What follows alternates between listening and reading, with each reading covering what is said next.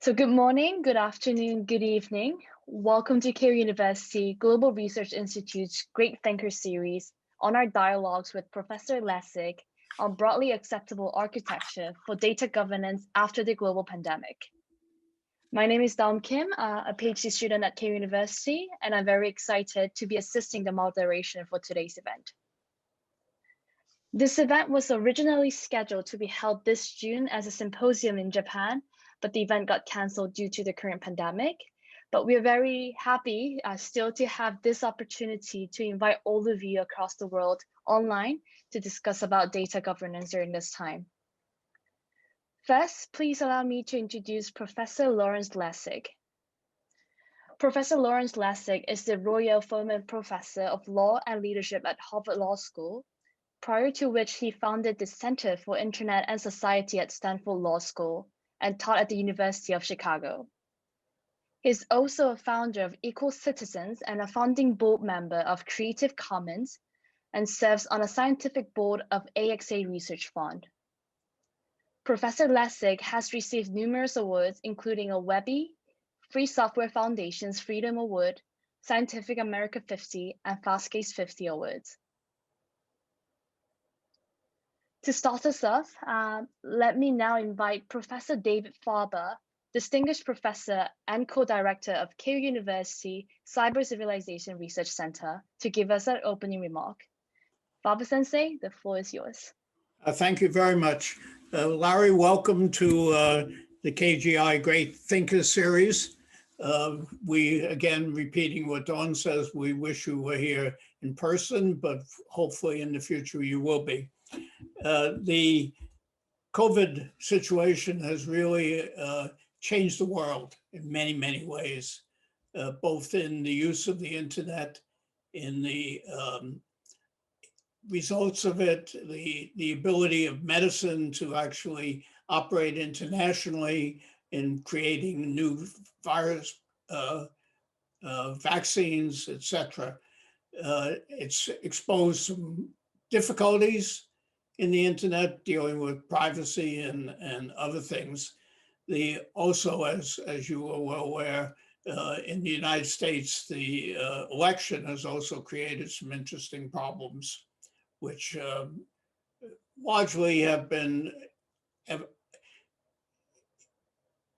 affected by the widespread use of the internet, Facebook and others.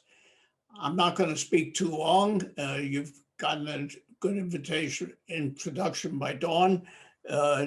Going further, you have a 25-page Wikipedia entry, so I will not even try to do anything there. With that, I think it's a good time to turn the program over to Jiro to start the first panel. Jiro?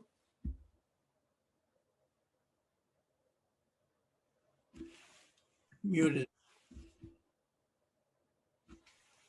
Hello, sorry about this. My name is Jiro Kokuryo, and I'm Vice President of Keio University, as well as a member of Cyber Civilization Research Center at Keio University. Very excited to have Professor Lessig back to Keio after 18 years. 18 years ago, he visited our campus and actually taught in my class. So that's a very fond memory. Many things have happened after that, but particularly this year with COVID-19. So perhaps I would like to start by asking Professor Lessig to comment on some of the implications of this pandemic, particularly on the kinds of things we think are very related to how flow of information, democracy, and so forth. I mean, I think it's giving a profound impact. So. If I may invite Professor Lessig to comment on these kinds of things.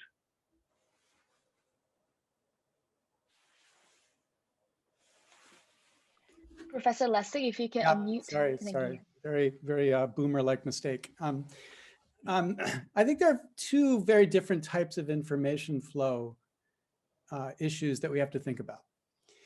One is the very practical, really technical question about how information is gathered to help address the question of such a pandemic. And here I think the extraordinary innovations around data with cell phones and other such technologies is really important to understand and to begin to think about how best to regulate to assure that proper privacy concerns are not are respected. But in America, the more fundamental information flow that we should be worrying about is the political information flow. You know, if a year ago you had said to me that there was going to be a global pandemic, that more than 250,000 Americans would die from that global pandemic, but that pandemic would be politicized. We would be having political arguments about whether to wear a mask. And if you're wearing a mask, you must be a Democrat. And if you're not wearing a mask, you must be a Republican. I would have said that's crazy. I would have said that at some point, the basic structure of our information ecosystem would step back from the business model of tribalization. And at that stage, I think we would allow much more factual and less, as Professor Yamamoto puts it, emotional information to dominate. But I would have been wrong. And I think that we have a profound concern about democracy in America in a world where we can't count on people even understanding basic facts about basic questions of health. And that's a challenge that is going to be much more difficult to solve than just technical questions about how cell phones help us track pandemics.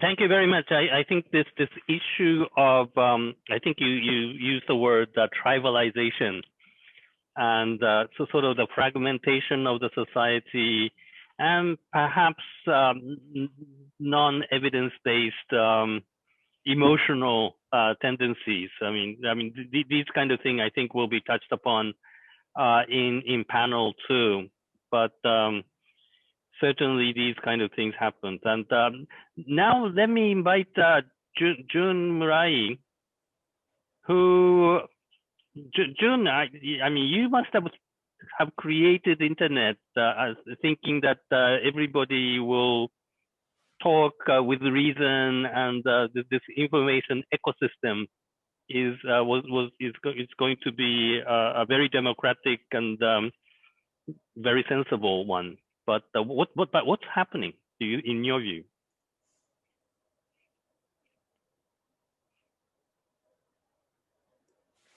Hello, can you? Jun, we cannot hear you.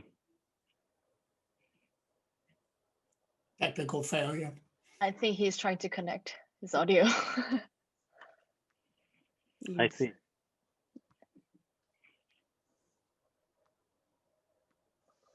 But Dave. Yes. You must have been comparing the US scene and the Japanese scene. Yes. Are there differences? Yeah, certainly in Japan, there's at least viewed from a non-Japanese, there's monoculture. Everybody wears masks, almost everybody. There's a certain tendency to do what everybody else does.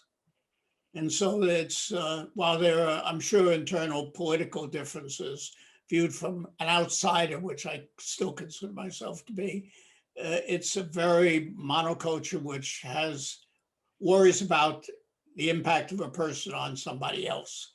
So the thought of going someplace and intentionally not wearing a mask because somehow it's freedom just doesn't exist. In the US, I think the term tribalization is not a bad one, but it's always been somewhat like that. And I realized that a lot of the political things, as Larry knows particularly, talk radio has been a serious source of fragmentation in the United States. Largely right-wing programs that created early on big differences. The internet has taken and amplified that, if anything. But I think it's astonishing to see the, let me call it chaos in the United States. People refusing to do things that help their fellow citizens from a health perspective, as opposed to Japan, where I could count on one hand when I take a walk the number of people who are not wearing masks, and they tend to be people on bikes or running. But it's a dramatic difference between the two countries. I see. Murai says, are you back? We still cannot hear you. That's what happens with technology. He's trying to speak. But let me throw, while he's doing it, I think one of the things that's come out out of the current world that COVID has done is the counting on the internet to be the way that people talk to each other, the way the government talks to people, even though I'm not fond of the way the current president talks to people. And all the issues of guaranteeing that exists and is secure, I think is going to be an increasing problem, because we have all this data online, and our experiences to date are that we don't properly protect it. And so while we can have laws that say that medical data is to be trusted and secure, the pragmatic of it is that the computers that exist on just cannot protect that data. And that's something we're going to have to pay a lot more attention to in the future. I think it's important to recognize that threat, but also to recognize the way in which, especially, I can only speak for America, we've not created the right incentives for corporations to deal with that threat. The reality is you violate privacy rules in the United States, there might be a public embarrassment about it, but it doesn't cost you. Right. But we could change that. The one thing about corporations is that they behave rationally if you give them the rational set of incentives. Otherwise, they get driven out of business. And so if it were the equivalent of a corporate death penalty, if they built a business model around violating privacy rights and systematically violated privacy rights, they wouldn't do it. They would find another way to make money. But the problem in the American context, this is deeper into the pathology of the American government, is it's not possible for the American government to regulate rationally here because they are so dependent on the financial support from the very people they're trying to regulate. And so we have a huge incapacity in regulation because that's what pays from the standpoint of those who are the target of the regulation. Yeah, when I served at the FCC, Federal Communication Commission, as chief technologist, I saw that in spades because there were advisory panels that were supposed to advise the commissioners, the FCC staff, on technical and policy issues. And the people who were appointed to those advisory committees were the corporation people. Yep. Almost always just the corporation people. So in fact, there was very little opportunity for anything other than the drive towards profit or competitive.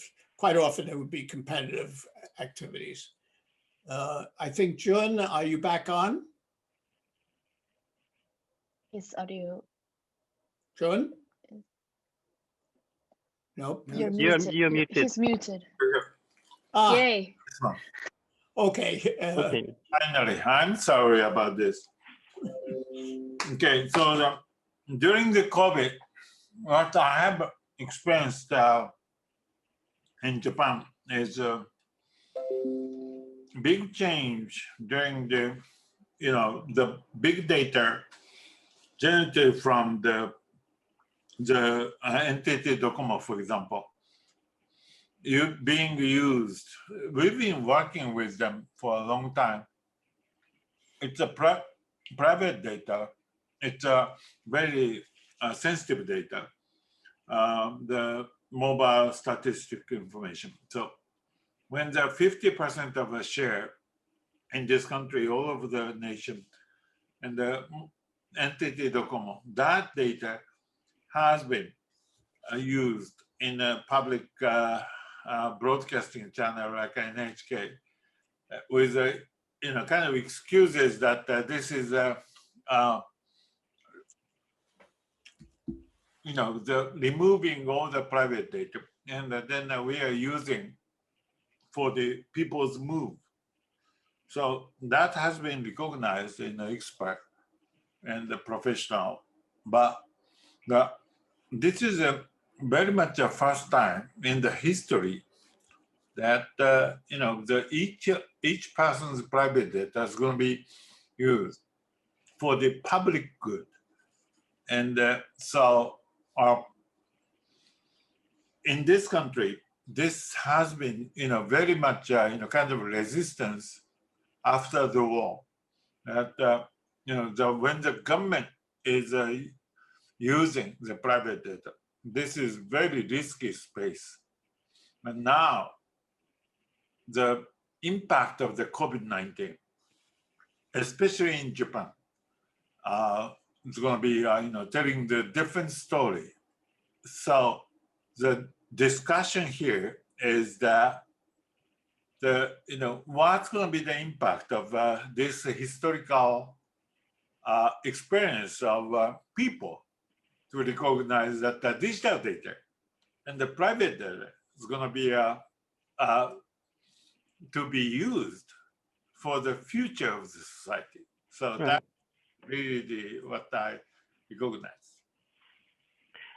So I think it's important to focus on the point Jun's making, because I think it's incredibly significant that we begin to think about data, not from the standpoint of like an object or a thing that we're trying to control, but from the perspective of the uses of the data that we should properly be controlling. Right. There's a parallel with the whole debate about copyright, where, in the 20 years ago when I was in Japan, there was a huge debate about copyright, and copyright was thought about as something, copyrighted data was something that had to be controlled. You had to make sure that people could not copy the data, could not move the data.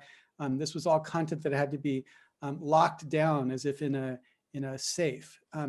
But as we've evolved in the context of copyright, we've recognized the really important thing is not so much controlling where a copy of a song lives, but what the use of that song is. So if you're using it in a commercial context, you ought to be paying for it. But if you're using it in a non-commercial private context, it should be a different set of rules. The same parallel exists with private data. I think that right now we're still in the stage where many people are talking about privacy as if it's a question of locking up the data and making sure nobody can have access to it, or blocking people from having access to it. And COVID has demonstrated why that's a really dangerous strategy. Because in fact, if we could use data from, for example, cell phones to know where people are and track exposure, we could radically control the spread of the pandemic. So the use for that particular purpose is good. But what that means is we have to begin to more reliably be able to distinguish between legitimate uses and illegitimate uses. And that's really important with the government, as Jun was saying. I think it's an important anxiety to say the government has access to this data, but also private companies. It's the same point. So my view is we need to move to a regulatory regime where we can reliably regulate uses of data and feel confident that those regulations are being obeyed, whether by government or private companies, and worry less about actually controlling access to the data. Because the access to the data is facilitating all sorts of innovative insights into society that obviously benefits everybody, or could benefit everybody if properly regulated. So Professor Lessig, how would you evaluate, how well are we doing in terms of making effective use of the data while protecting the dignity of the people? How well are we doing it? What are the issues, and what are the emerging topics we should resolve? Well, I can only speak in the United States, and I would say in the United States we're doing very, very poorly. And interestingly, part of that is because of a business model competition between Apple and the rest of the internet ecosystem. And Apple is, trying to become the privacy gold standard. But my own view is that the way they're thinking about privacy is really destructive to the public good, right? So we in the United States have not begun to think about privacy in this more use regulatory way, as opposed to controlling access to the data way. And the competition that's developing right now is not helping us get to that right kind of understanding.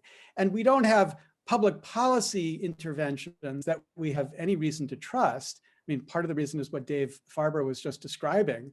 Nobody would trust the FCC to make these judgments because it's a completely captured agency, captured by the very people who would profit by erasing privacy. The FTC has also been very aggressive, but not yet, in my view, embracing the right conception of what we ought to be regulating. So we don't have a policy-making context in the United States to get it right. We don't have a business model competition context to get it right. And many of us looked at countries like Japan and say, if you could innovate in the right way around these policies, maybe those ideas could be brought back to the United States, kind of the inverse of where we were 20 years ago, where competition in the United States on access to broadband by opening up and facilitating that competition was copied in Japan and drove lots of the innovation in Japan, whereas the United States gave that up soon after Japan copied it. Right, Sam. You're muted, right? Yeah, I know. This time you can hear me, right? Yeah. All right, good. Okay, so 2 points. The points of Larry made is it's been a very interesting discussion, like kind of before digital and after digital, or before internet, after internet type of thing, and then this we've been discussing before, and so in Japan, especially this is a kind of digitalization, taken very seriously for the futuristic policy. So all the discussion about the privacy and then the private data, especially in Japan, then all the experiences in the memory of the last World War II and the government in the law defined after that is really depend on before digital, before internet. Now we are after digital, after internet, and then so the question is what's going to be the law of the government, and then rating the data, the transparency, and the personal data, KYC, and then the positioning of the government, and then so how the people recognize and accept or anything. So the point that the entity Docomo's data be on the NHK News every day, like how the COVID-19's people's move is going to be recognized by the data, and being accepted is going to be kind of impacting for that discussion. That's number two is basically what's going to be the digital data or the private data for the good thing, for the people's thing, or the people's health, before, the Larry just mentioned about the economics. Digital data is going to be used for the huge impact on marketing, economy, and some of the very strong companies' business purposes. This time, on the global pandemic time, the digital data, private data being used for the public purpose, and the health purpose, people's life purpose, which is more ethical use of the data rather than the business use of the digital data and the personal data. Okay. So those are the very much interesting impact we experienced during the 2020, this year, about the digital data relating to the personal data. Thanks, Jun. Thanks, Murai Sensei. We are leaving the answers. I'm having panel 2 answer that question because our time is up. But Professor Farber, you are dying to say something. Yeah, can you say that in 20 seconds? Maybe 30 seconds.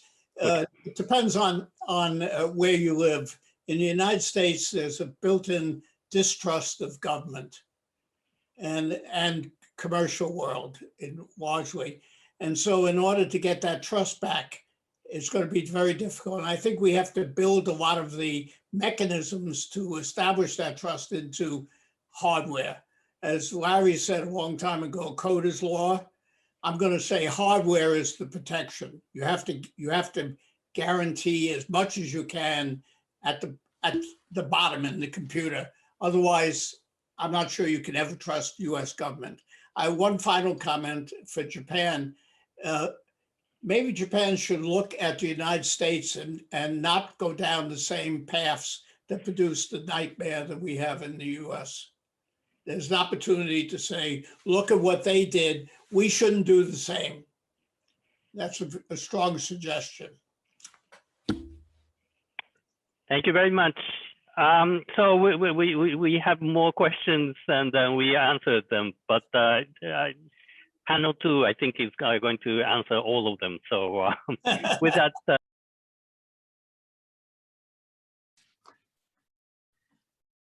My name is Tatsuhiko Yamamoto. I teach the Japanese Constitution at Keio University Law School.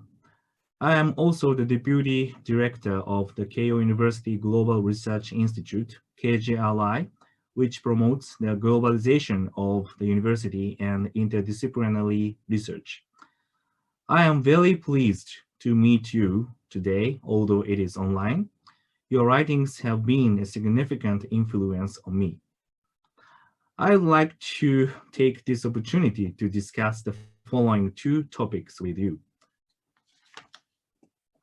One is whether it is possible to maintain democracy when society becomes increasingly divided. And the second one is whether the right of information self-determination should be recognized as a fundamental human right in the digital age. Let's move on to the first topic. Is it possible to maintain democracy in a divided society? 1, emotional culture and divisions on the internet. One of my questions is how we can maintain democracy in the growing social and political divisions of today. Of course, there is more than one reason why divisions are growing, but I believe that the most significant one is the change in the media environment due to the spread of social media.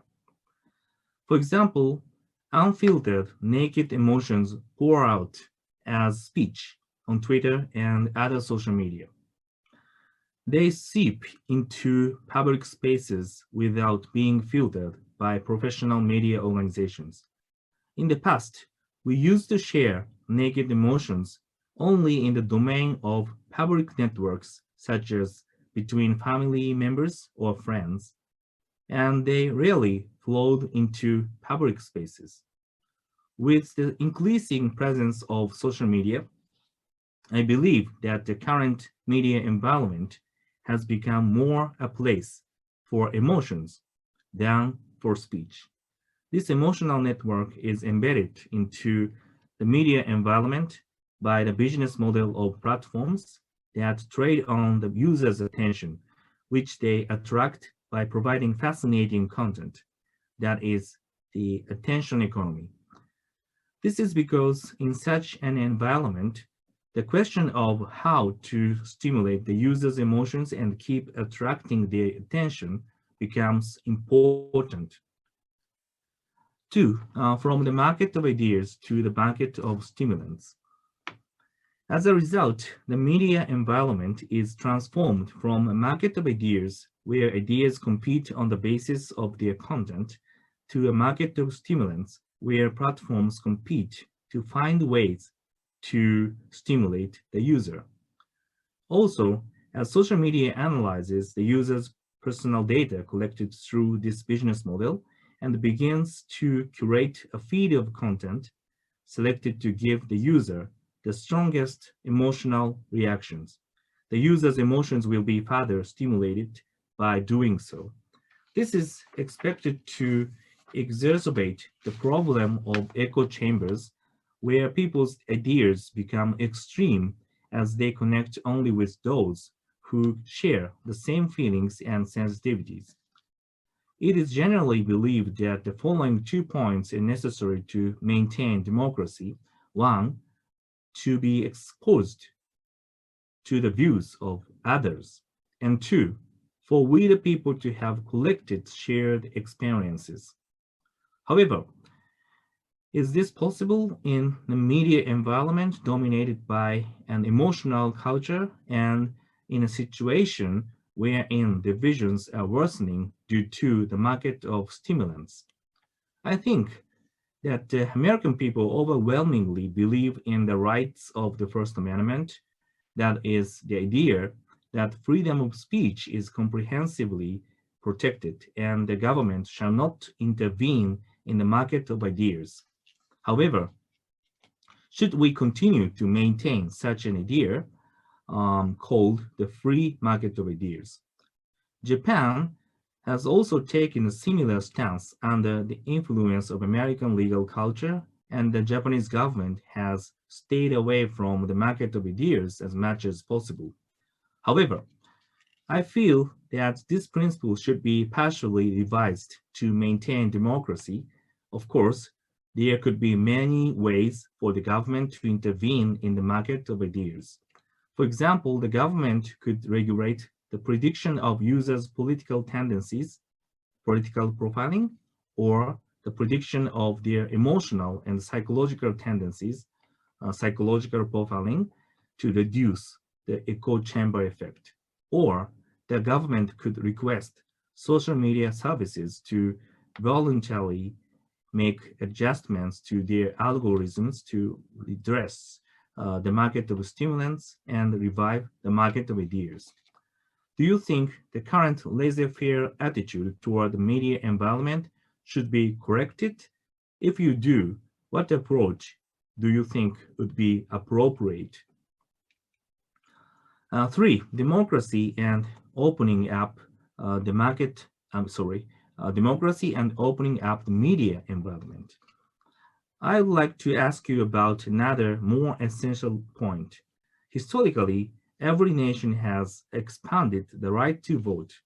I believe the law of universal suffrage is now an international standard. However, although voting rights are widely available to the common people, that is the general public, the media environment has been dominated by some privileged outlets such as the press. In other words, although the right to vote has been extended to the common people, the media environment that influences how they exercise their rights has been restricted to a group of intermediary organizations. Fortunately or unfortunately, excessive populism seems to have been suppressed by this restriction.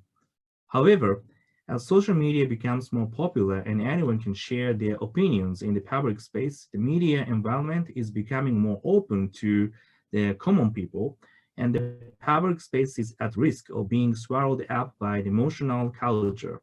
I believe that this is already happening. Therefore, we can raise the following questions. 1, do you welcome the fact that the media has become open to the general public in the true sense of the word? Or 2, do you interpret the meaning of speech in the First Amendment narrowly, excluding the expression of emotions, and thus place importance on the freedom of press mentioned in the amendment, and consider the media environment as a privileged, restricted space? As a constitutional scholar, I would like to support option 1. However, doing so may carry the risk of destroying democracy. When we consider these aspects, it may be possible to understand the meaning of freedom of speech and freedom of the press within the Constitution in a narrow sense, and regard the media environment as something privileged and restricted, while opening up the electoral system to the common people. What do you think? Let's move on to the second topic. Should the right to information self-determination be approved as a fundamental human right? The second issue I would like to discuss with you is privacy. In the Japanese Constitution academia, the right to information self-determination and the right to control one's personal information have been commonly accepted concepts. Of course, there are criticism against them. However, they have not been accepted in practice. I believe the Supreme Court in Japan should approve these rights and accept them in practice as well. However, I think that these rights and the concept of consent absolutism, which always require the consent of individuals regarding the handling of their personal information, should not be regarded on an equal footing. Few people read the entire privacy policies before consenting to them, and people would develop consent fatigue if they tried to read them thoroughly before consenting. Therefore, trying to enforce consent rigorously may end up infringing on people's interest instead. Recently, there has been an influential move to take an obligatory approach that imposes a duty on businesses to make proper use of personal information rather than enforcing such rights. However, this obligatory approach has the problem of who gets to define improper use and how. Also, Google handles personal information properly, but let's suppose one user did not like the algorithms that are built into Google. With an obligatory approach, the user would not have the right to control their personal information as long as Google handled it properly. Thus, the user would be locked in the world shown by Google's algorithms, even if the user did not like it. As mentioned earlier, I believe that we should support an individual's right to decide who to share their information with as a fundamental human right. Therefore, even if Google uses personal information properly, the user should be able to retrieve their personal information and transfer it onto another platform, which is called the right to data portability when they do not like Google's world. However, the absolutism of consent should be rejected. Nonetheless, I believe that each individual should make important decisions on their personal information, and we should recognize the decision not to make decisions, whereby individuals can entrust unimportant decisions to others. A personalized AI agent that manages personal information through AI may be another possible solutions in the future. In Japan, there is a system called information bank, whereby people entrust management of their information to a third party. We might consider it as a system that limits the opportunities to give consent. However, it is up to the individual to decide to which information bank to entrust their personal information. Therefore, we can ultimately consider it to be a system that realizes the right to information self-determination in terms of improving the quality of self-determination by limiting the need for consent. I believe you are not in favor of the notice and consent model.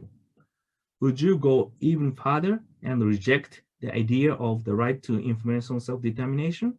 If so, I think we should impose an obligation on businesses, including platforms, to use personal information properly. Thinking about the digital society of the future, which do you think is better? The approach of respecting rights, the right approach, or the approach of enforcing obligations, the mandatory approach? I look forward to discussing these issues with you in the panel. Thank you.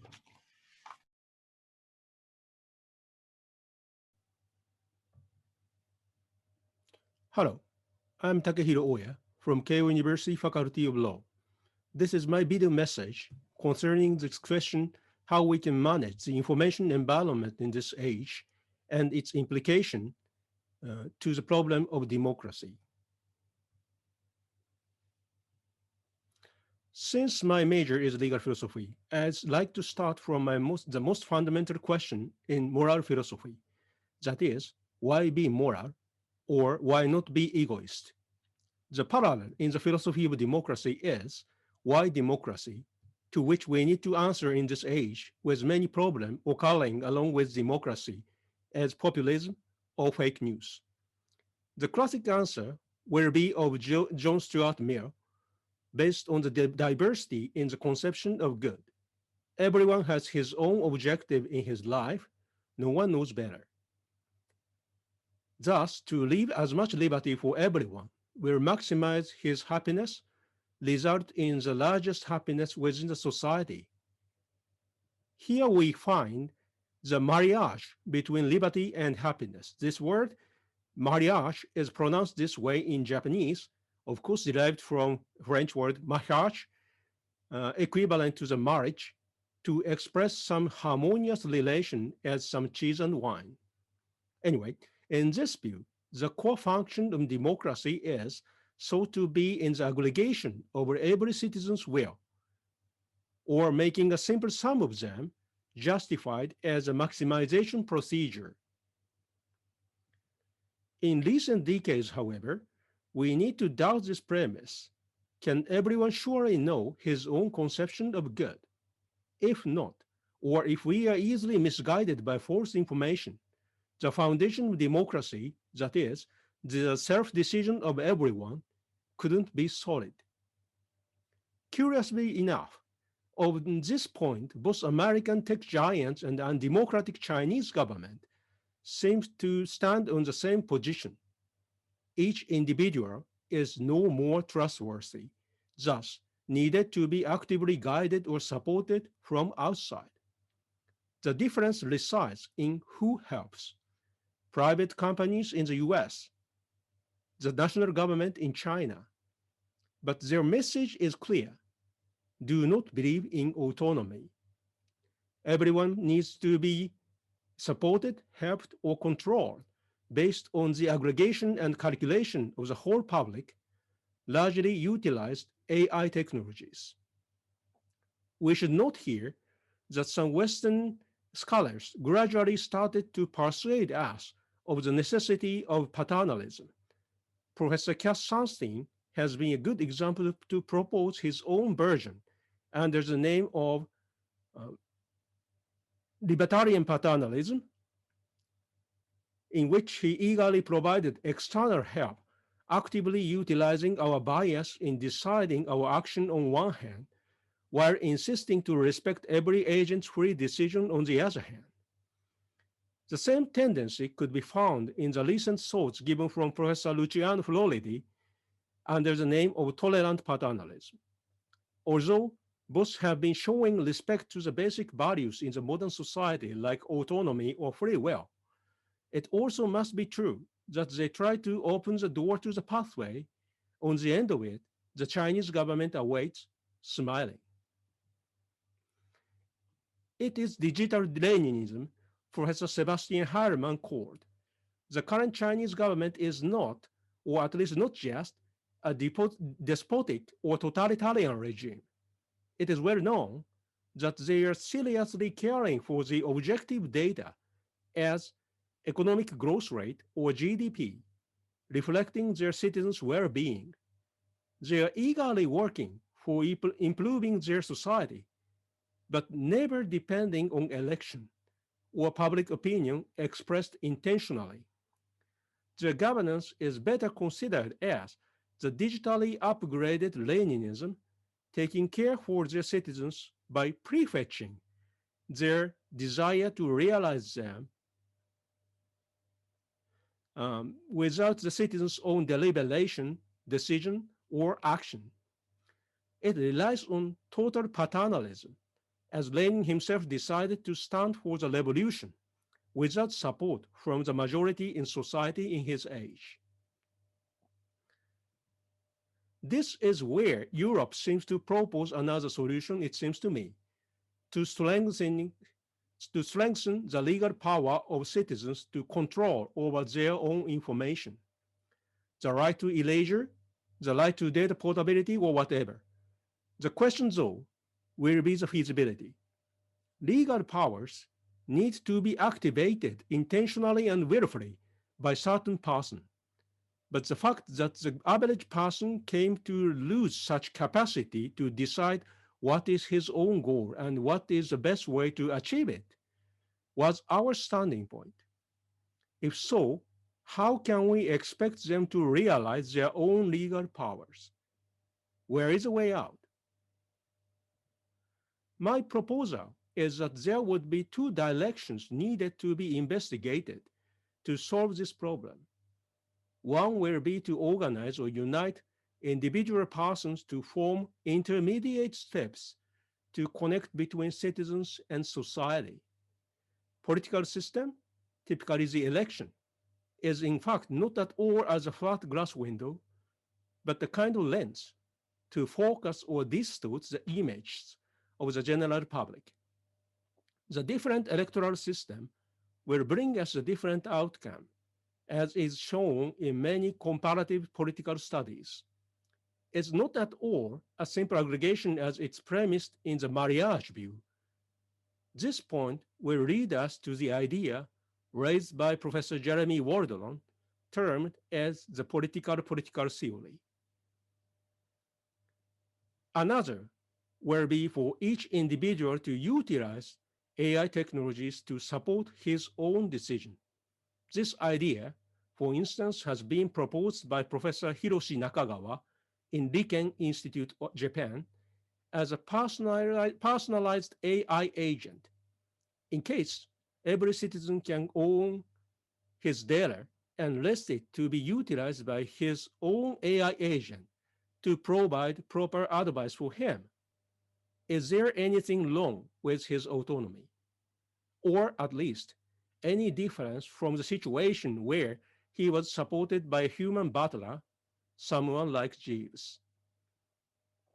Surely, we need to know two elements in this schema, the free and open information not occupied by someone, not me, and the security of independence or neutrality of such AI agents. If some of my data was locked in some certain services provided by tech giants or the government, even if we could get such AI agents, we cannot give them full and sufficient foundation to provide good support for us. The structure of data ownership shall be overturned. From them surveyed us and collected our data, to us allowing them to use ours. I don't deny that the independence problem is important, since AI technology to enable such agents will be complex to some extent. the main providers could be the tech giants. Still, we can expect to have, for instance, free and openly developed agents to be at least competitors to such giants, to push them to be honest in their business. In other words, the latter idea, that is, the personalized AI agent, is to build a new category of legal person as the foundation of society. Legal person consisting of a human being like us and the AI agent living together in conviviality. This may sound a bit Japanese, but the better man-machine relationship could be a vision for the future.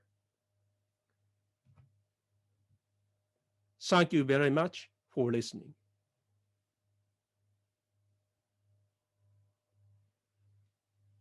Thank you so much for amazing panel 1 discussion. And we will now move on to the second panel. And in this session, we will discuss about the topic of privacy and democracy. And let me introduce our panelists. We have Professor Lessig, Professor Tatsuhiko Yamamoto, Professor at Keio University Law School, and also a Deputy Director of Keio University Global Research Institute. We also have Professor Takehiro Ohya, who is also a professor at Keio University Law School, and Professor Hiroaki Miyata, professor at the School of Medicine in Keio University. As some parts of this session will be spoken in Japanese, we'll have an interpreter joining the session. And Professor Miyata, please take the floor. こんにちは、レッシグ教授。今日はセッションご一緒できて大変光栄です。私からですね、すでに、お聞きいただいた山本先生と大谷先生の話に加えてですね、日本から見た未来社会のポイントというものをお話しできればと思います。Professor Lessig and everyone else, hello. It's an honor to be able to share this session with all of you. From my side, I would like to talk about something that is relevant to the future of Japan, based on the video clips that I trust that you have seen before participating in this. 先ほど村井教授からお話があったように、日本は今回のコロナでですね、このデジタルデータ、そしてテクノロジーの重要性というのを非常に強く実感しました。その一つとして我々が行ったのは、日本版 WhatsApp と言われるですね、8600万人のユーザーを有する、LINE を使って、COVID の実態を把握して、そして対策を呼びかけた、こういったプロジェクトがあります。And as Dr. Murai, Professor Murai earlier said, I think the importance of digital information and technology under COVID-19 has been highlighted and driven home here in Japan as well. And we initiated a project. A project has been started here in Japan utilizing the Japanese version of WhatsApp in the United States, which is called LINE. That is the name of the app. It encompasses 86 million users to try to gather data and information about the status of coronavirus in this country. こうした、SNS のようなツールを使いながら、Google だったり Amazon とも連携をしてですね、感染が起こっている場所というのを把握しながら、人々に呼びかけて対策を行ってきました。So, utilizing this SNS tool, social media tool, and also in collaboration with Google and Amazon, we have tried to identify the locations of infections and call out to people to alert people as to where there are concentrations of infections and take countermeasures against them. こうしたデータを活用する中で日本の課題も浮かび上がってきました。これは例えばマスクに対するですね、対策なんですが、日本では在庫ということを把握することができなかったため、不安に思った人が買い占めると、総量では足りるものが足りなくなってしまうと。これがデジタル化がしっかりした国ではですね、いわゆるこの持病を持った人、あるいはエッセンシャルワーカーに1ヶ月在庫を保証することによって悲劇を防ぐことができると。総量が同じでもこのデータを活用することによって満足度は全く違うということですね。And as we did so, we started to understand what the challenges were for this country. Challenges became manifest under these circumstances. For example, the supply of surgical masks. People who were concerned about the coronavirus started to hoard up on masks. They tried to purchase them more than they needed. And although the total volume of masks in this country, the supply was sufficient, because of this situation, there were shortages seen in the market. And in other countries where digitization is utilized better, no such phenomenon occurred. Masks could be sufficiently supplied to people with existing diseases as well as essential workers on a monthly basis to avoid such a tragedy. So depending on the way in which you utilize data, the level of satisfaction could differ. And I think this was one of the examples of that. こうしたデジタル化の遅れの中でですね、ただ一方でこれは日本にとってもチャンスでもあるということで、このデータと AI を活用した新しい社会を目指せるということで、今まさに新しいアクションが起き始めています。つまり物を一様に配るという時代、行政、ビジネスではなくて、一人一人に合わせて誰も取り残さないということですね。でもう社会の目標としてもですね、The greatest happiness of the greatest number だけではなくて、The greatest happiness of the greatest diversity を目指していく。これがこれからの一つの方向性だと考えています。So this occurred as a result of delays in digitization in this country. But put it another way, this is an opportunity for Japan. We have this opportunity to create a new society utilizing data and AI going forward. We can take actions toward that. So rather than the government and businesses trying to supply and distribute goods uniformly, we can look into the personal needs of each individual to try to supply what is best for that particular individual. Greatest happiness for the greatest number of people, we used to say, but I think going forward, it should be greatest happiness for the greatest diversity. This should be the direction. そしてこのデータの性質に基づいた新しいガバナンスも我々は考えなくてはいけないと考えています。GDPR というのは非常にカッティングエッジな提案だったんですが、やはりデータは共有できるという性質もやはり注目すべきだと考えています。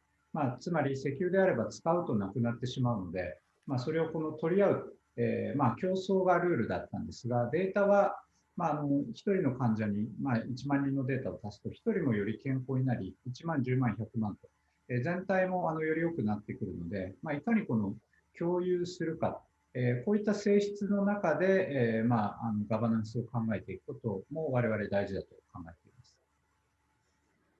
And I think we have to start thinking about how to build a new governance scheme for the data. Given the nature of the data. GDPR was quite innovative. It was a watershed regulation, but I think we also need to pay attention to the fact that data has this unique nature that it can be shared, as opposed to a commodity like oil. If you have oil and use it, it will be gone. So you've had to engage in a competition to try to get oil. But data is different in that data can be applied and shared to a limitless number of people. One person's data can be applied to 10,000 or 100,000, and you can utilize it to the benefit of a greater number of people. So the question here is how to utilize or how to share data, and we need to consider that aspect of data as we try to build a new governance scheme or architecture. これが最後のスライドになるんですが、先ほどですね、まさにソーシャルグッドとレッシグ教授はおっしゃいましたが、やはりこれまでGDP ですね、物の所有で社会の豊かさを考えてきた。これはアウト・オブ・デートだという中で、ウェルビーイングというのが一つ上がってきたんですが、ただ一人だけご機嫌でもですね、世界は回らない。ベター・コービングですね。互いがつながる中でのこの豊かさを目指す時代。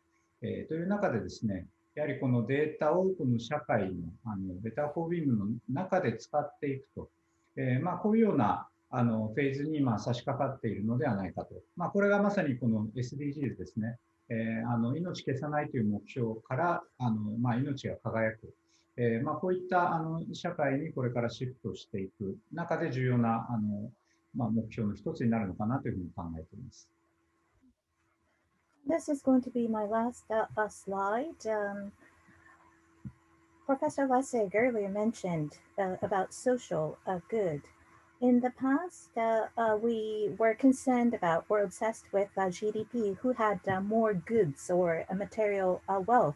But that thinking now is out of date. I think we should think about well-being, but well-being of not just one single person, because that does not create happiness for the whole of the society. I think we should think about better co-being, if you will.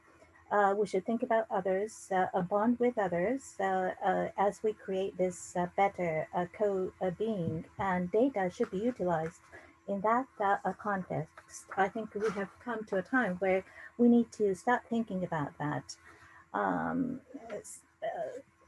In the conventional thinking of maximizing GDP, we talked about how to preserve life, but we now have to think about how to allow life to shine, if you will. And now is the time to make that shift in society. And that's going to be the objective. ありがとうございました。Thank you. Thank you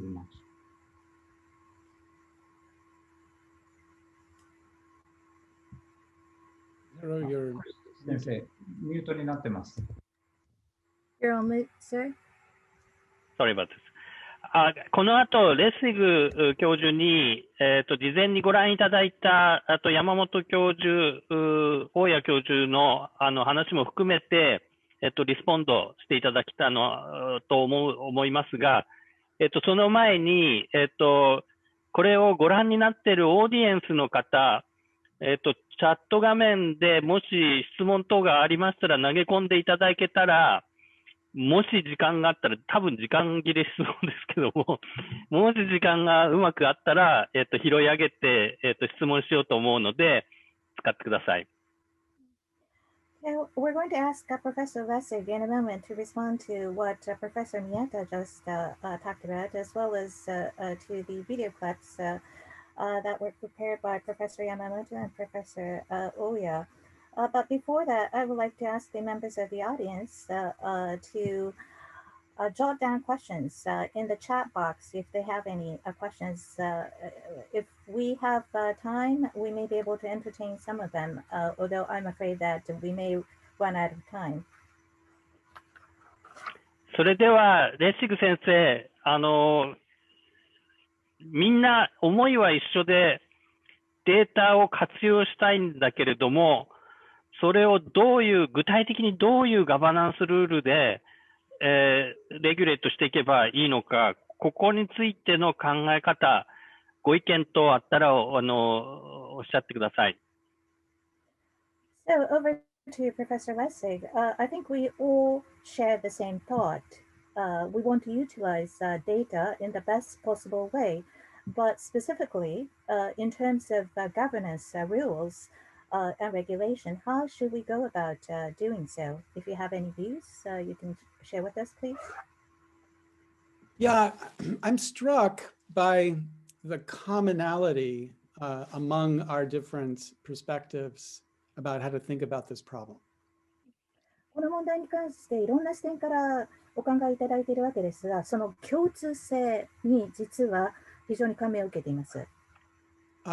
Professor Miyata frames the shift in two ways. One, focusing on a different set of values we should be trying to pursue, but more fundamentally, a different physical reality with the data that we might be using to pursue those values. はい、で宮田先生の方からシフトというお話をされましたけれども、2つの方法というか意味合いがあったんじゃないかというふうに思います。1つ目としては、異なる価値観に焦点を当てていくべきだということで、そのようなその価値観を追求していく中で、物理的な現実としてデータをいかに扱っていくべきかという話もあったかと思います。So when he speaks about thinking about the difference between oil and data, that's precisely the same distinction we used to be talking about when we were talking about copyright and the difference between ideas and oil. And the insight we should draw from that is we need to update our ways of thinking about how we regulate to encourage sharing of data, just like we thought about updating the ways of thinking about regulating copyright to encourage the sharing of information and creativity. 石油とそれからデータの違いについて宮田先生からご指摘がありましたけれども、その区別というのは著作権におけるそのアイデアとそれから石油の違いと全くもって同じであるというふうに感じました。したがって私たちはその考えを刷新していかなければいけないということで、いかにデータを共有していくかということに関しての取り扱い、規制に関しての考え方を変えていく必要がある。それは著作権の場合と全く同じであるというふうに考えております。その情報あるいはクリエイティビティを共有するにあたって著作権をいかに扱い規制するかということと重なる部分が多々あると思いました。And so, I mean, both Professor Miyata and Professor Ohya, who did a video which I had a chance to watch, and spoke about both my colleague Cass Sunstein and what he described digital Leninism, which I thought was a really wonderfully rich idea to think about here, are pointing in a direction of regulating the uses of data in a way that advance our collective good. And not so much worrying about the actual control of the physical access to data, because more access to data provides greater insights.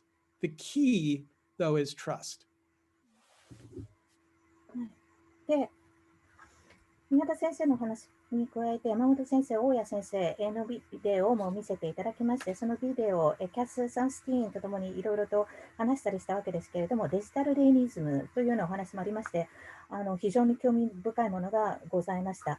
で、先生方が、指してらっしゃる方向性、というのは、データの活用の規制の在り方でありまして、これをうまく活用し、そして規制もそれに合わせることによりまして、集団として、社会としての公益に資する方向性に持っていく。したがってデータのアクセス自体の規制をどうするというよりは、データにアクセスをすることによって得られるインサイトに重点が置かれているということかと思うんですが、ここで鍵となるのが信頼です。トラストです。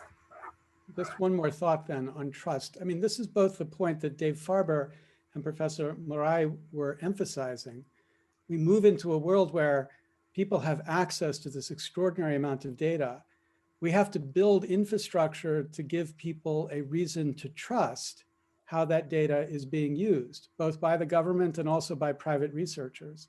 And if we don't deliver that sense of trust, people will resist making data available. They'll block access to data in ways that will make it harder for society to use the data in a way that benefits everyone, even with the more aspirational ideals that Professor Miyata was describing.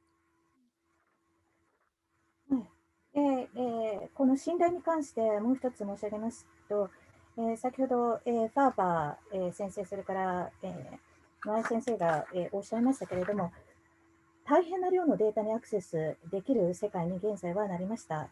でも、ですからこそ、やはりこれに対するインフラをきちんと整備をし、政府なり民間の研究者、研究機関がデータを活用するにあたって、それが信頼できるという理由付け、根拠をきちんと国民、市民に示す必要があるということです。信頼感を持ってもらえないということになりますと、それぞれの市民、個人はデータにアクセスされることに抵抗を示すでしょうし、自分たちのデータにアクセスをしようとする動きに対してブロックをかけてしまうことになると思います。そうすると、社会全体としてメリット、便益を享受するということが難しくなるし、先ほど先生方がおっしゃったような抱負、理想といったものの達成が難しくなります。Yeah, the question to Larry is that is there any of kind of a international consensus or global consensus about the level of trust in terms of that kind of the transparency of data? I mean, data use by the government. So the role of the government is being considered as a kind of dangerous animal, right?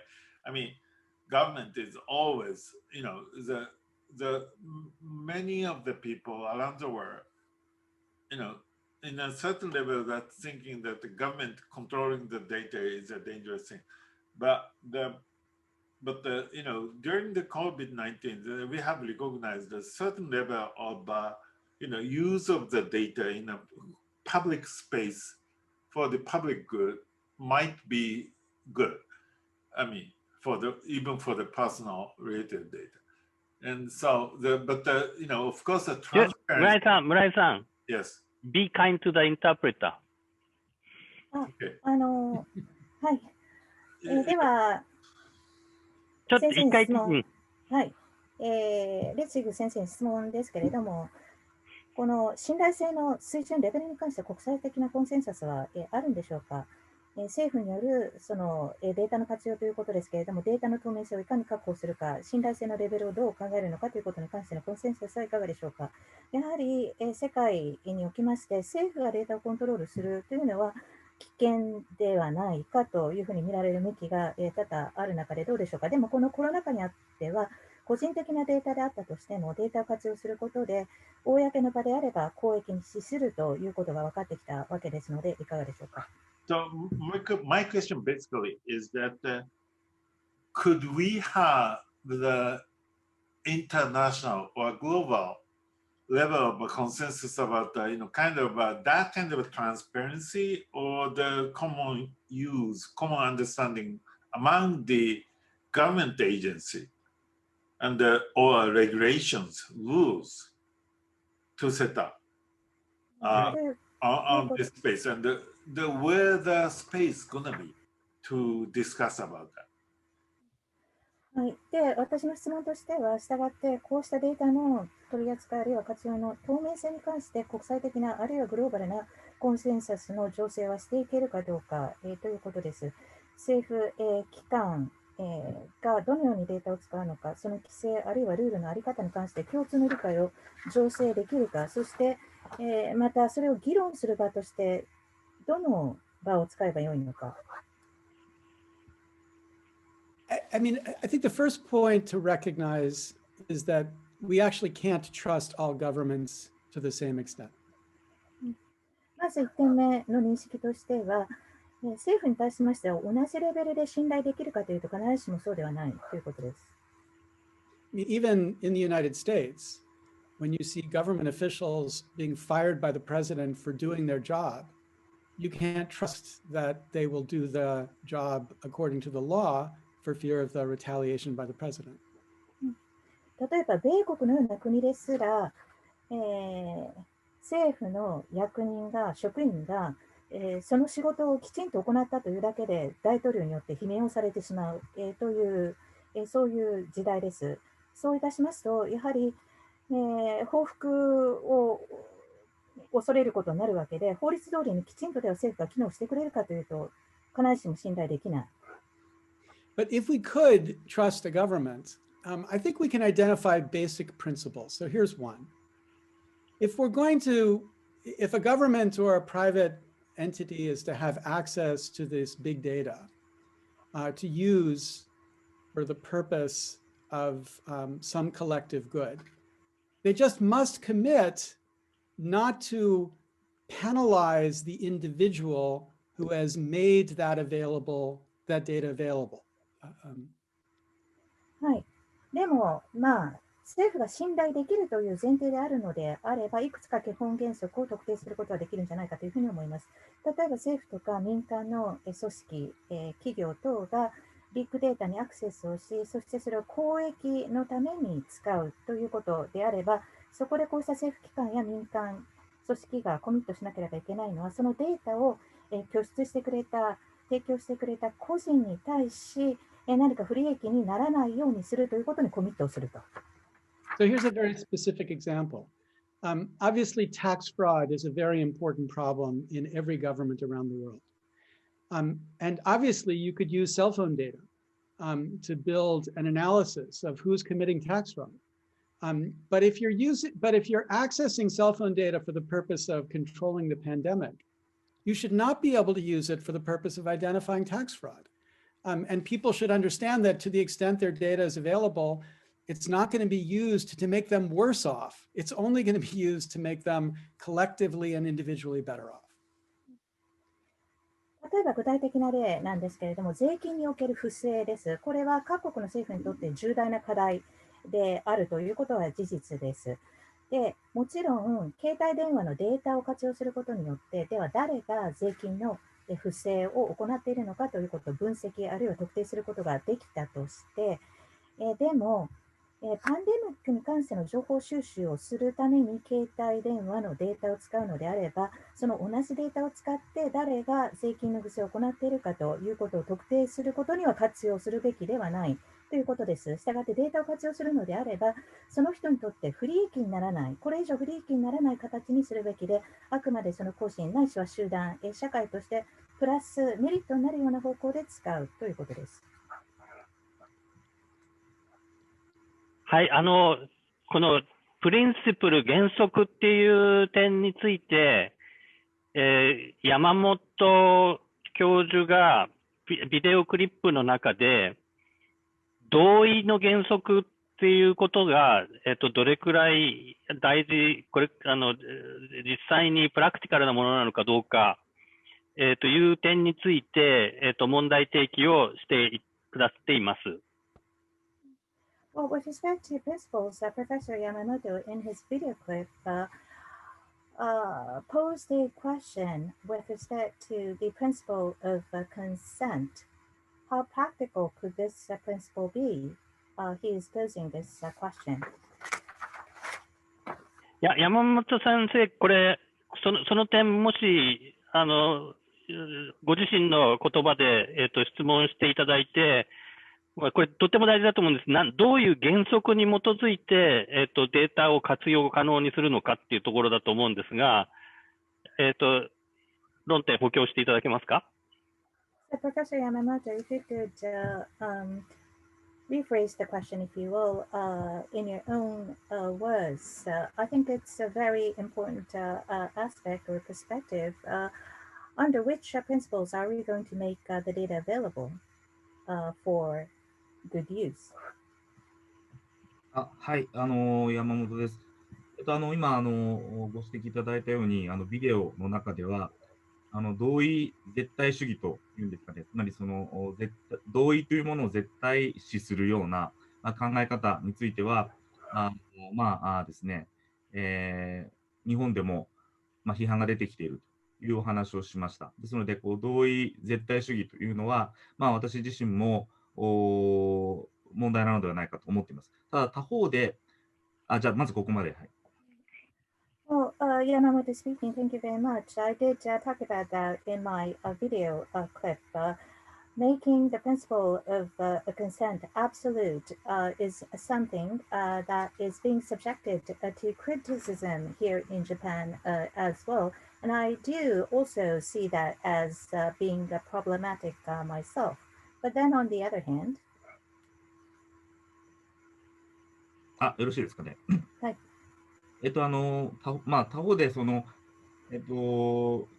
誰と情報というものを共有するのか、シェアするのかということについては、私自身はやっぱり究極的には究極的には個人が守っているべきなんじゃないかなというふうに思っているんですね。ですから、こうなんて言うんでしょうね。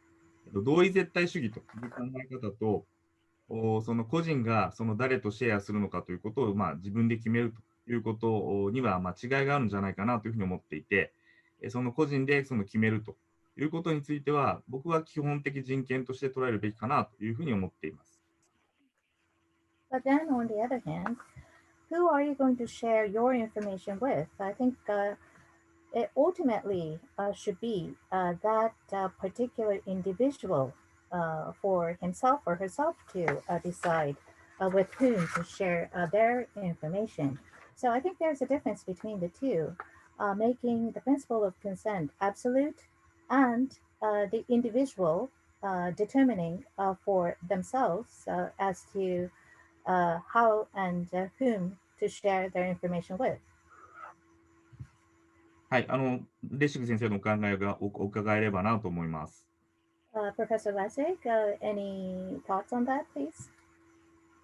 Yeah, I think this is a very hard problem. I personally am very skeptical of individual consent regimes. 非常に難しい問題だと思います。私は個人が同意するという形のレジームに関しては懐疑的です。And the reason is, I think it presumes a level of understanding in the ordinary citizen that most of us don't even have time to develop. でなぜかと言いますと、大抵の一般市民は時間などなく、なかなか理解ができないようなことを理解しているという前提、想定に基づいている、そういう主義だからです。And so rather than pretending that we all are making very careful choices about which data I'm revealing to Facebook and which data I'm revealing to Google and which data I'm revealing to Apple, we ought to expect that most people are not making a judgment about this at all and begin to develop regulatory regimes that determine which kinds of uses are presumptively okay, which kinds of uses are presumptively bad, and a very small slice of uses where we force or induce people to make a choice themselves. したがって、個々人がそれぞれ慎重な選択ができる、そのような理解力を持っているというようなふりをするのではなくて、すなわちどのようなデータであれば Facebook に出し、どのようなデータは Google あるいは Apple に出すかということがちゃんと分かった上で慎重に選択できているという前提ではなくて、ほとんどの人はそのような判断をしていない、あるいはできないというふうに想定をするべきであるというふうに考えます。で、その前提に立って規制のレジームとしては、どのような活用方法であれば一応想定として OK であり、どのような活用方法は、想定として、悪いと想定される。そしてごく一部に関しましては個人の選択に任せても良いのではないかと判断するといったような規制のレジームが必要なんじゃないかと思っています。Professor Lessig, how do you think about the right to access for the data portability? Do you think this kind of rights could be the fundamental human rights? Well, I of course agree with the sense of how important right to access to this is, and I'm happy to call it fundamental. If we could develop a more sophisticated understanding of how that right gets regulated, and what the balance is between providing a property-like control in the individual and the public good that could come from much more broad-scale access to these data. はい、データのポータビリティに関しては人権だとお考えですか？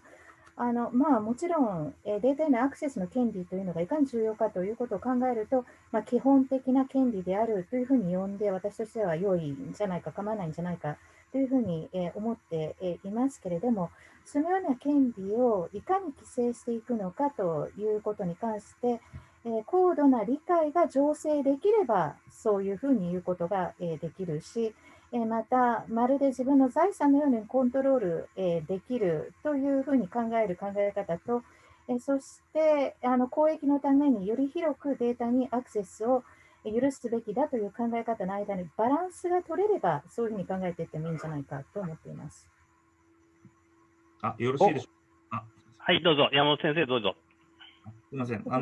私もその同意、その通知と同意のモデルっていうんですかね、ノーティス&コンセントのモデルについては懐疑的に見ているんですけど、やっぱりその、トラストが、得られ、トラストできる、信頼できるところにこうデータを預けるとかですね、さっき今、宮田先生おっしゃったように、データポータビリティで別のところに預け直すといったような決定は、その個人が行うべきなのかな、そこは基本的人権として捉えるべきだなと思っています。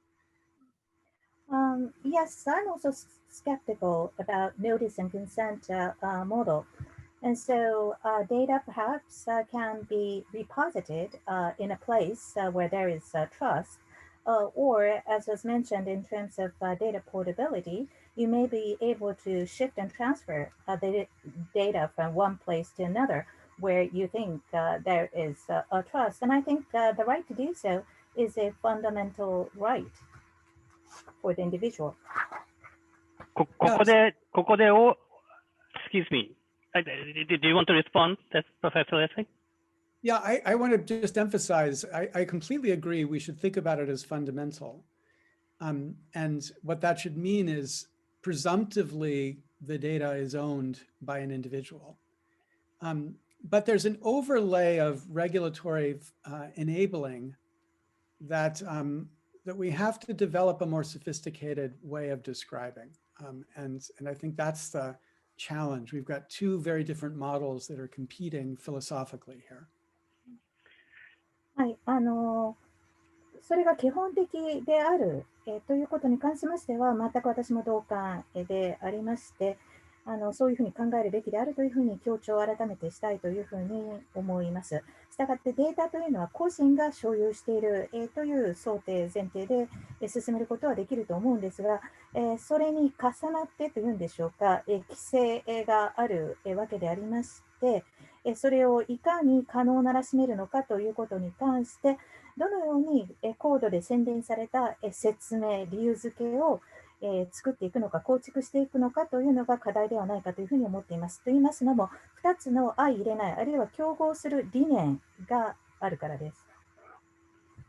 ここで大家さんを、引っ張り込みたいと思うんですけども、そのために、ひょっとすると単純化しすぎかもしれませんけども、大家先生の議論は、パーソナル AI エージェントのようなものを使えば、それで個人側をエンパワーすることで、コンセントベースの考え方っていうのが維持可能なんじゃないかっていう議論をしているようにも聞こえるんですけども、そういう理解でいいですか？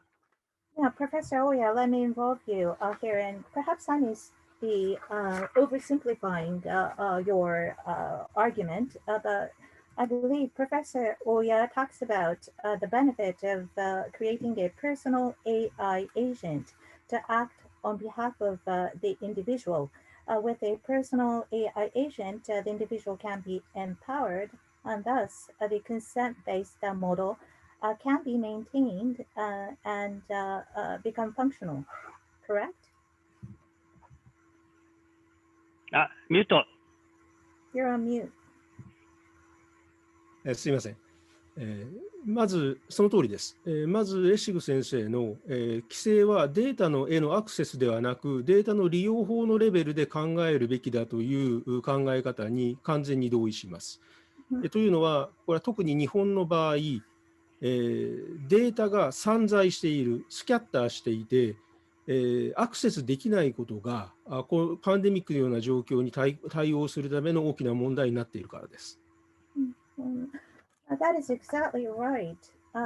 First of all, I agree with what Professor Lessig earlier said, that the point of regulating usage of data is not really about access to data, but it's about utilization of data, that regulation should focus on that. I completely agree. Here in Japan, data is scattered and thus cannot be accessed for the good of society under pandemic, for example. そして、単純な同意モデルは機能せず、規制のレジームを考えるべきだという提言にも賛同します。その一方で、規制に対しても私は警戒的であるべきだと思っています。So we cannot simply rely on the consent model to be functional. We should change the regulatory model that we have right now. I agree with that argument as well. But at the same time, I think we should also be wary of regulation per se.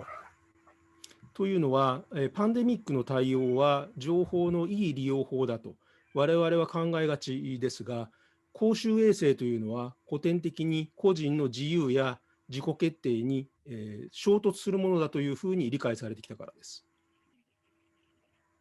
Well, under this pandemic, people may think that utilization of information is good if it's for the good of the whole. But then, classically and traditionally speaking, public health has always been thought in terms of restricting the individual's freedom, liberties, and self-determination. このことが示すのは、規制が大事だとしても、問題は誰がどのように規制を決めるかということです。それが間違った民主制によるとか、あるいは独占的な独裁者によって決められるのでは、同意モデル以上に良いものである保証はないという必要があるでしょう。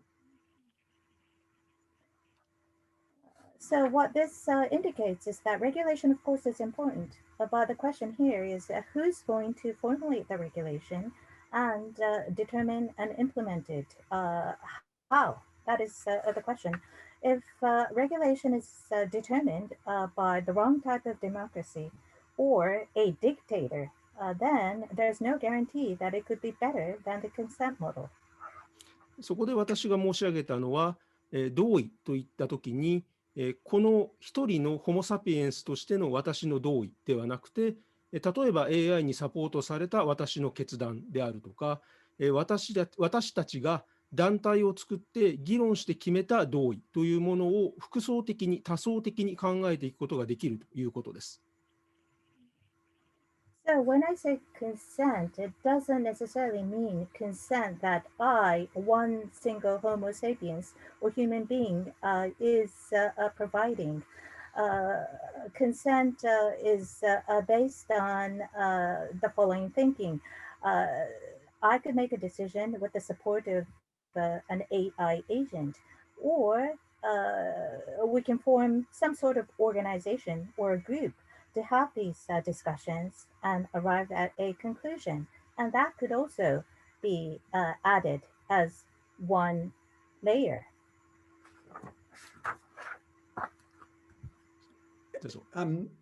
So I'd love to add something on that. I found really very interesting this conception of the AI complement to the consent model, and also in Professor Yamamoto's discussion about the development of infrastructure controlling data inside of Japan that would help individuals implement those decisions even more effectively. Sandy Pendleton at MIT in the United States has been trying to facilitate the same idea. So I completely agree that we could address some of the problems I described with choice by using AIs. はい、大変興味深いというふうに思いました。AI をいわば補完的に使って、同意モデル、とともに活用していくという考え方、山本先生の議論、非常に面白いというふうに思いました。すなわちデータを管理する、コントロール、する、そして個人が効果的に活用できるようにインフラを整備していくということかというふうに思います。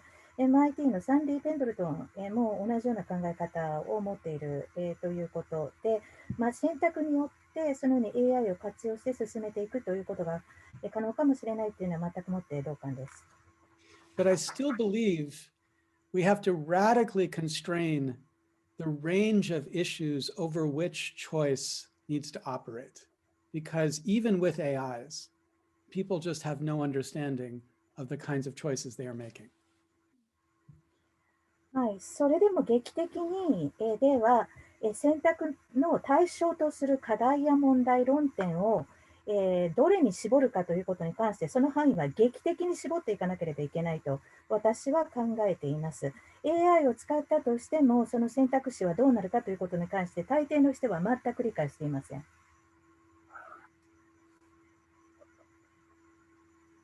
大谷先生、今チャットボックスに飛行機に我々が信頼して乗りますみたいな、そういう例が出ているんですけれども、で、大谷先生はそういう意味では、その AI エージェントみたいなのを使うと、もう中身知らなくてもなんとなく安心して任せられるようなものが作れるんではないかとおっしゃっているように聞かれるんですけども、で、レッシグ先生はどちらかというと、やっぱりその中身も、分かっていない限り、やっぱり本当のトラストにならないんじゃないか。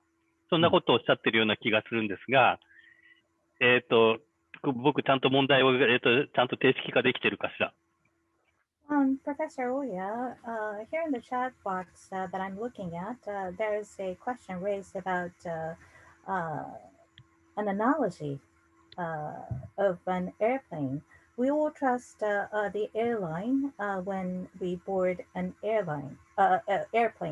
So that example is given. I think you seem to be suggesting that if we can utilize an AI agent, although we don't know what goes into the agent, we may be able to feel assured and secure in utilizing the AI agent to make decisions and choices. But Professor Lessig seems to be saying that that is not perhaps the case necessarily. You don't know what goes into the AI agent, how it works. And if that is the case, it's very difficult to create a trust in the real sense. はい、忘れていいとか、すべて任せていいということにはならないと思います。私が言いたいのは、自分自身が決めるのではなくて、もはやそのようなことはもはやできないと思うのですが、いわば AI を使う管理者として、組織のダイレクターとして振る舞うことによって、まだ実効的な選択はできるのではないかと考えているということです。Well, I'm not saying that the individual, because he or she is using an AI agent, can forget everything or leave everything to the AI agent. And of course, the individual may not be able to make all the decisions or choices, but the individual can serve as the administrator or the controller of the AI agent, or become the director of the organization that I earlier talked about, and make effective choices. 私が携帯電話を使うときに、それが私のデータを含んでいるので、置き忘れないようにするとか、パスワードをかけるようには注意すると思います。しかし、それが爆発するかもしれないと思って気をつけるということを普通の人はしないと思います。それは製品としての安全性は他の規制によって保障されているからということですね。Well, for example, I have a cell phone that I use and it contains my personal data. So I make sure not to leave it somewhere, forget about it, or try to use a password to code the phone so that no one else will be able to access the data. But then I wouldn't worry that my cell phone may explode. That is something that you do not typically worry because you know that the product safety is being ensured under the existing regulation. なので、レッシグ先生がおっしゃるように、例えば政府の規制に委ねるべきところはもちろんあり、しかし、どこを規制するのか、どのように規制するのかということに関する自己決定は、なお重要な問題として残るというふうに考えています。So, as Professor Lessig said, of course, there are parts of this that we should leave to the government's regulation. But which part are we going to leave it to the government and how? I think we still have to determine that by ourselves, and self-determination in that regard is still important. この問題に関連して。すいません。ちょっと待って。もう、事務局から時間だっていう Q が入って、いるので、これから、宮田先生、山本先生、村井先生、ファーバー先生に30秒ずつ、時間を差し上げるので、コメントとか、質問していただいて、それでレシグ先生に全部を答えていただいて、今日は終わりになっちゃいますので。はい、わかりました。Right, excuse me, there's a cue from the Secretariat. We're running out of time. So Professor Miyata, Professor Yamamoto, Professor Murai, and Professor Farber will be asked to raise questions or make comments, 30 seconds each, and then ask Professor Lessig to respond to all of them toward the end. じゃあ宮田さんどうぞ。はい。Professor Miyata, over to you. これからの民主主義は、多層型民主主義というものも考える必要があるのかなと考えています。すみません、何型ですか？多層型です。マルチレイヤードデモクラシー。ありがとうございます。はい。つまりですね、やはり今回の大統領選のように争点がなかなか合わないもの、投票だけで民主主義として考えるには、世界中ですね、多様化が進む中で限界が出てきたと。何を食べて、何を学び、どういう仕事をするかというのは世界とつながっているので、こういった人々の行動が世界に及ぼすものだということを理解して、まさに可視化してその影響を見せることができるのがこのデジタルであり、データであるので、レシグ先生の言うような人々が自覚して、そして行動するというところにですね、さまざまな形で影響を及ぼしていける可能性があるのかなというふうに思います。その時に先ほどの大谷先生がおっしゃった、AI アシスティットっていうのが一つのサポートする選択肢になるというふうに考えています。I think we have to think about the concept of multi-layered democracy going forward, as was evident in the US presidential election. Where the issues were not necessarily aligned or did not match between the two candidates, I think there's a limit to how to choose a leader under these circumstances with only the number of ballots, given the diversity of the constituencies who voted for the election. What you eat, what you learn, and how you act, and what job you fulfill, it all has impact to the rest of the world. How you act and behave does have impact on the rest of the world, and we need to visualize that for other people to see. And for that, digitization and data could be quite useful. As Professor Lessig said, people have to be aware of what they're doing, what choices they're making, and how they are behaving. But then in that regard, I think there's possibility of utilizing data and digitization in a better way to bring about better impact on the world. And in that regard, Professor Ohya's proposal regarding AI-assisted decision-making could be one of the options. Yamamoto-san. Professor Yamamoto. 30秒以内。はい、 30 seconds. 私はですね、トラストを得るために何を説明すればよいのかということです。プライバシーテクノロジーパラドックスというふうに私は思っているものがあって、プライバシーを守ろうと思って、いろいろ複雑な技術を入れれば入れるほど、秘密計算とかですね、プライバシーを守ろうとして複雑な技術を入れれば入れるほど複雑になって、一般の人たちは分からなくなると。そういう意味では、非常に皮肉なことになるということがあるので、どういうことを説明すればトラストが得られるのかというふうに、レシグ先生お考えかということを伺いたいなと思います。ありがとうございます。So my question to Professor Lessig is, what should be done and how can we explain and what to explain in order to gain the trust of the people? What can we do to gain the trust of the people? And how should we explain what we need to do or how we should be doing this? I think there is this privacy data paradox. The more technology you bring in to try to protect our privacy, it becomes more complex, secret calculation and so forth, making this all very complex for the general citizen confused. So that is ironical, but how can we explain this so that people would trust what we're doing? Murai-san.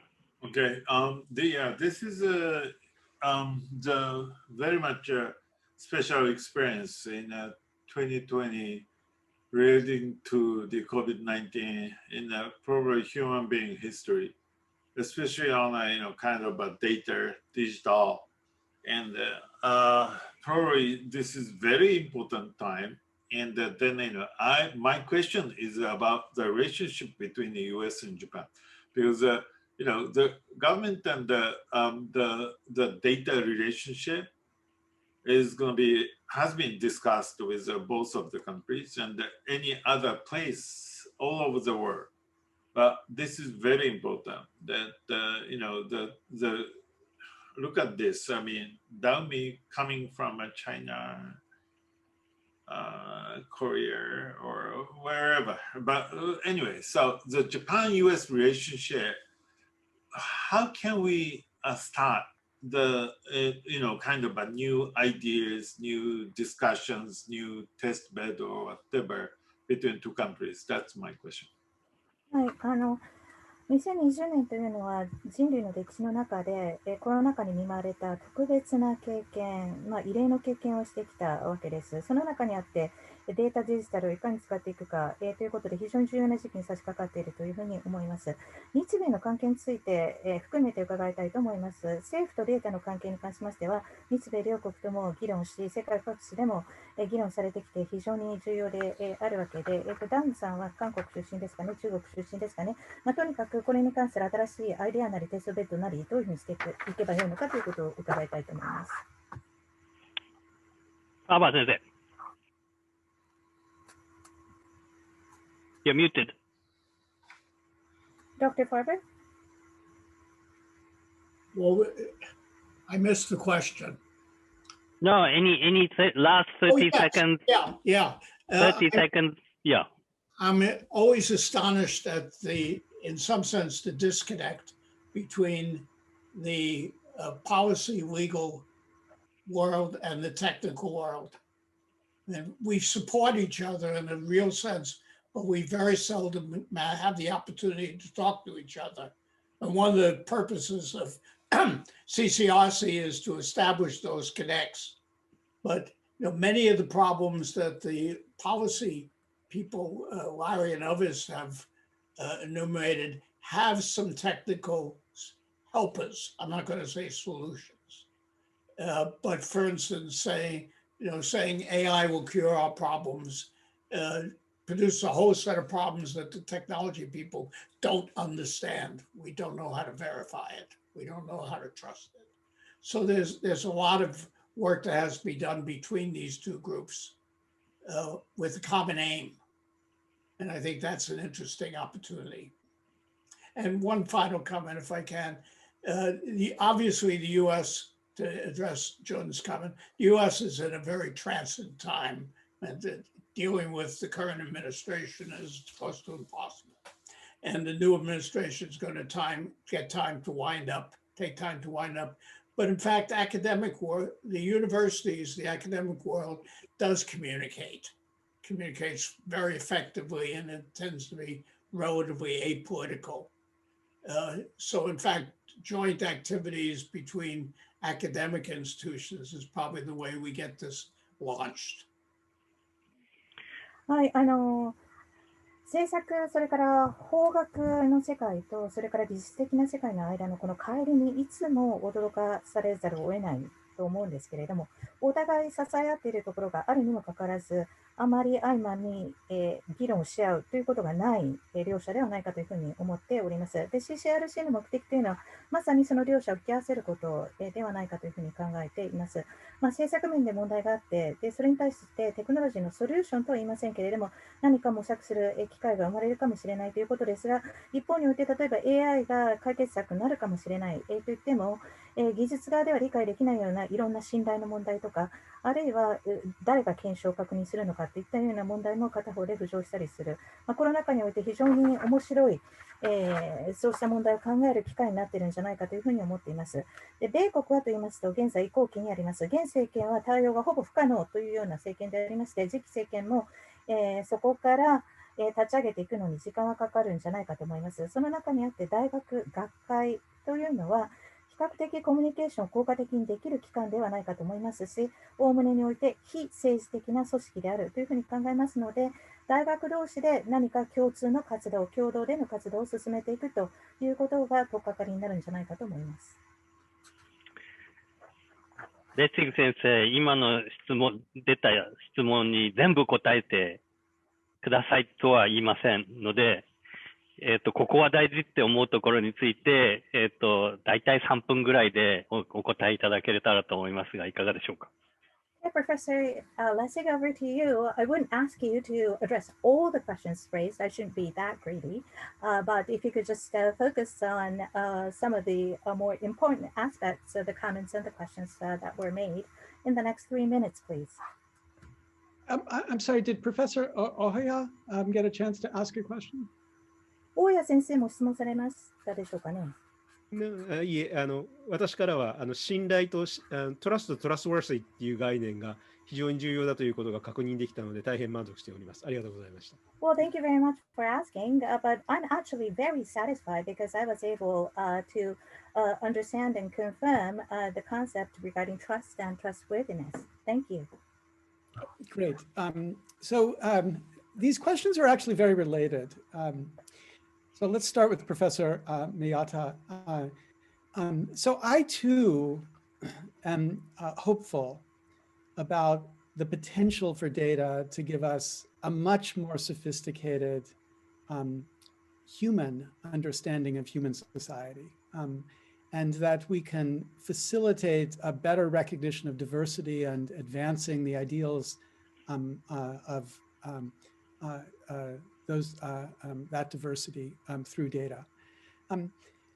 But to be able to do that, we have to have an infrastructure for data that actually gives us access and gives us the opportunity. The data commons becomes an extremely important value to society. And that actually directly leads to the question that Professor Yamamoto was framing. How do we create the conditions of trust that give people a reason to want to allow the world that Professor Miyata aspires to exist? So I'm sorry, we have a translator. I'll pause. Thank you.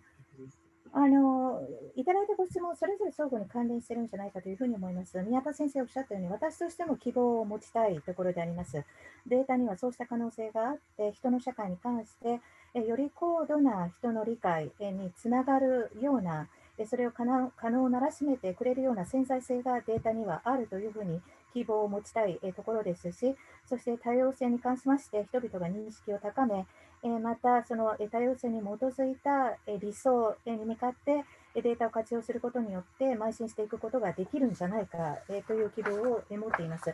でもそれが実際実現するためにはやはりデータのインフラが必要で、そのインフラを整備することでデータにアクセスできるようにしなければいけない。そういう意味ではデータコモンズというのは重要な社会にとっての価値を提供してくれる概念になるんじゃないかというふうに思っています。というところで山本先生のおっしゃった質問につながるわけですけれども、どのように信頼にまつわる条件整備をしていけばよいのか、すなわち宮田先生がおっしゃった世界の実現に向けて人々が動いていくようにするためには、そうだと人々に思わせるような信頼の条件整備をいかにするかという点です。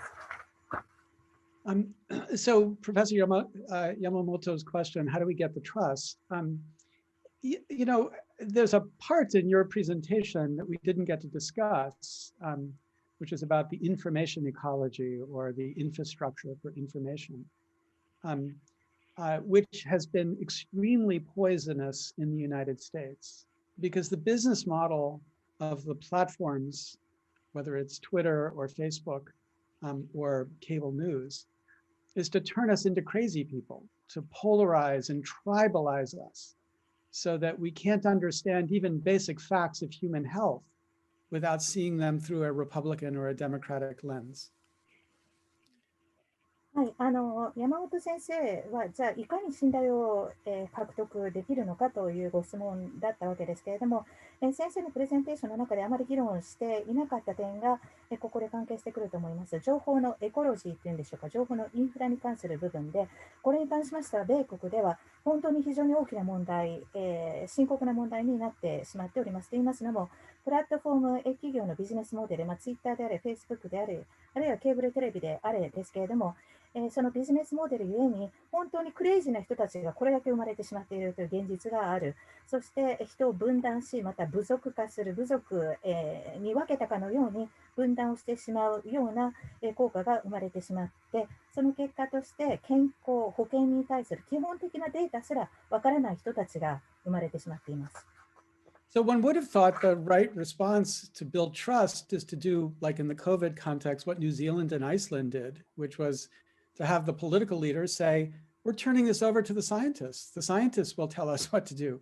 But that would not have worked in the United States, because even what the scientists would have said would have been rendered in this deeply polarized, tribalized way.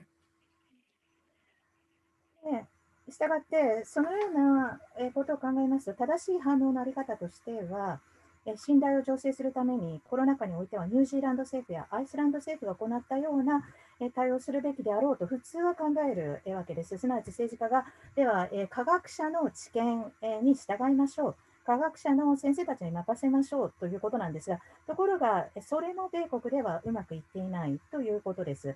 科学者の発言ですら、非常に深く分断化してしまう、そういうその考えを促進してしまう結果になってしまっているからです。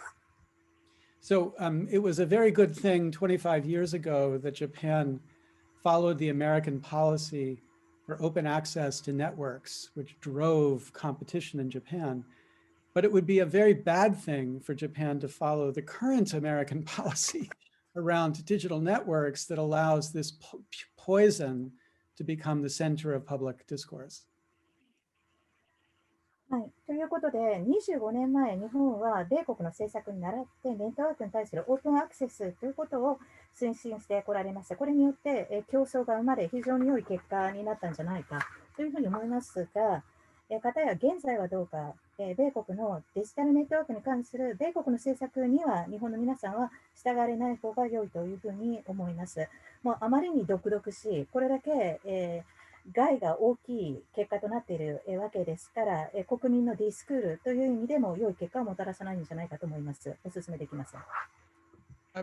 Professor Murai's and Farber's questions are the same question. So Professor Murai asks, how do we develop a better understanding between Japanese and United States relations? And Dave asks, how do we develop a better understanding between technologists and policy perspectives? These are four different cultures, obviously overlapping, but these are cultures. And we develop understanding between cultures through respect and mutual listening, understanding and listening to people with respect.